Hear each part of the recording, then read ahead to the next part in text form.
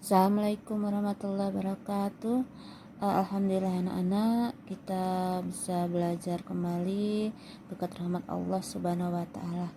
Nah, dalam pembelajaran Kebian Sinci atau pembelajaran hari ini akan belajar tentang para pahlawan atau mengenal pahlawan, khususnya pahlawan Raden Intan.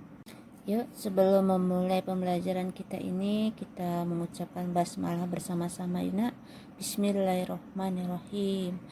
Nah, bangsa Indonesia seperti kita ketahui, bahasa kita adalah zaman dahulu pernah dijajah oleh kolonial Belanda selama kurang lebih 350 tahun atau 3,5 abad. Nah, pemerintah kolonial Belanda itu merupakan penjajah yang sangat kejam dan serakah. Mereka semena-mena merampas dan menjarah kekayaan tanah jajahannya, dan kolonial Belanda itu sangat merendahkan harkat dan martabat bangsa kita. Oleh karena itu di daerah timbul perlawanan rakyat yang menentang dan berusaha untuk mengusir pemerintahan kolonial Belanda. Nah, perlawanan itu dipimpin oleh sultan atau raja atau para ulama dan pemimpin rakyat, dan bersama-sama rakyat berjuang melawan penindasan dan penjajahan kolonial Belanda dengan semangat jihad dan pantang menyerah. Dan pejuang-pejuang kita itu berjuang sampai titik darah yang penghabisan. Mereka rela berjuang dan berkorban harta, benda, jiwa, dan raga untuk mengusir penjajah dari Nusantara. Dan kita sebagai penerusnya harus sangat menghargai itu. Dan kita akan berusaha untuk menjaga kemerdekaan bangsa kita, Republik Indonesia. Nah, perjuangan dan pengorbanan serta jasa mereka tuh harus kita hormati dan kita hargai dan kita kenang sebagai rakyat Indonesia. Nah, seperti kita ketahui ada beberapa pahlawan nasional yang antara lain yaitu seperti Pangeran Diponegoro yang berasal dari Jawa Tengah, Tuanku Imam Bonjol dari Sumatera Barat, Sultan Hasanuddin dari Makassar, Tengku Umar, Tengku Cik Ditiro, Cut Nyadin itu dari Aceh, dan ada juga pahlawan kita yaitu yang berasal dari Lampung yaitu Raden Intan II. Nah, pahlawan kita Raden Intan II ini akan kita pelajari dan kita akan mengetahuinya secara lebih dalam.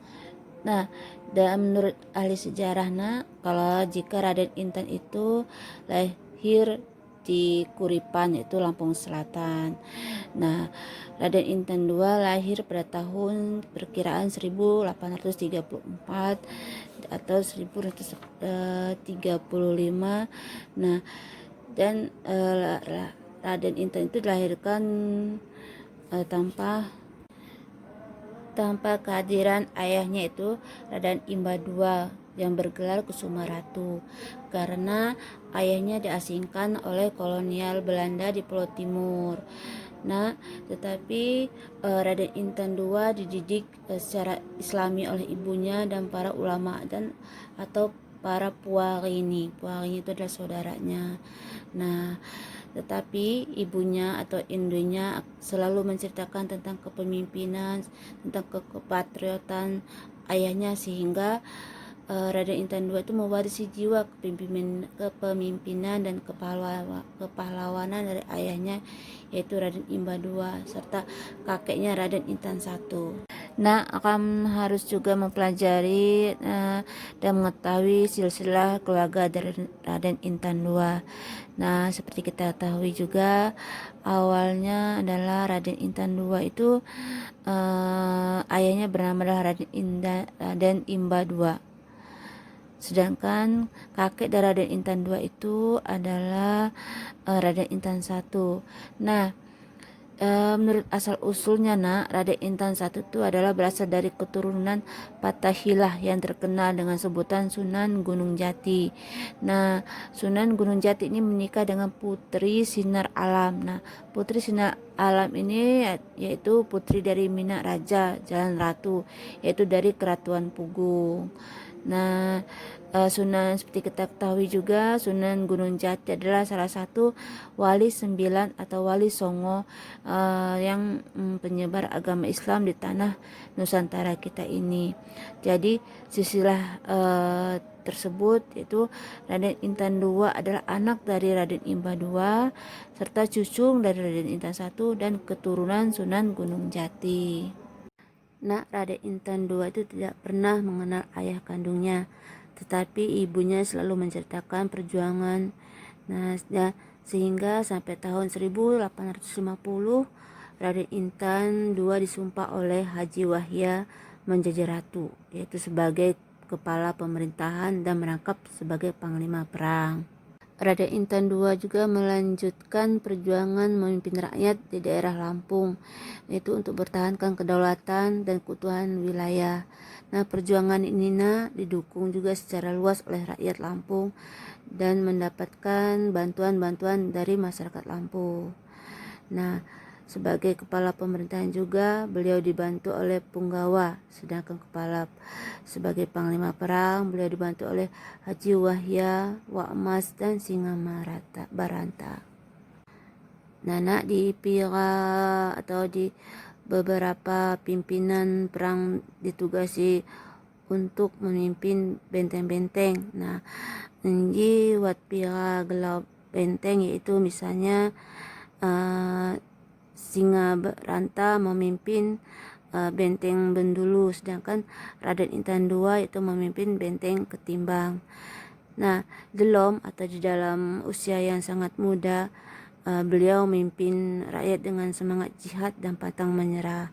Dan dalam waktu yang lama, tentara kolonial Belanda tidak berhasil atau mak dapok ngalah ko Raden Intan II dan pasukan ni. Kolonial Belanda itu hampir putus asa, tetapi kidang akhirnya tian atau mereka menggunakan cara licik, cara yang mahlau atau cara yang tidak baik. Mereka berhasil memperalat Raden Ngerampat atau saudara dari Raden Intan II untuk mengkhianati Raden Intan II. Nah, melalui Raden Ngerampat ini, Raden Intan II diundang untuk berunding di satu daerah yang gelau daerahnya adalah namanya adalah Kukunyayan. Nah, tanpa curiga Raden Intan II ini menghadiri perundingan tersebut.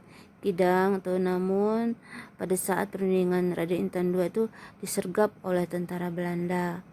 Raden Intan II itu mengadakan perlawanan dengan sengit dan gagah berani. Api daya